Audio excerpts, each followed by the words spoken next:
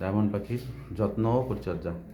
শীতকালে ডায়মন্ড পাখির ঠান্ডাটাই বেশ মেন সমস্যা, এছাড়া তেমন সমস্যা নেই। শীতকালে ঠান্ডা লাগলে এরা অসুস্থ হয়ে পড়ে। এছাড়া ডায়মন্ড পাখি খুব শক্ত পাখি, তেমন একটা রোগ ব্যাধি নেই, এবং ভালো। এখানে বেশ 5 জোড়া আছে।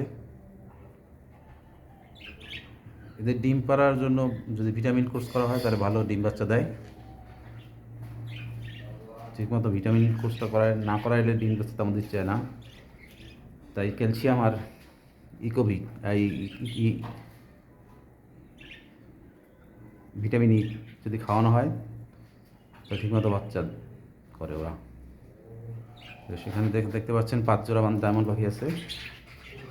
এই যে 2 জোড়া, ওই যে 2 জোড়া, এই 2 জোড়া, মোট 5 জোড়া বাচ্চা আছে 4টা।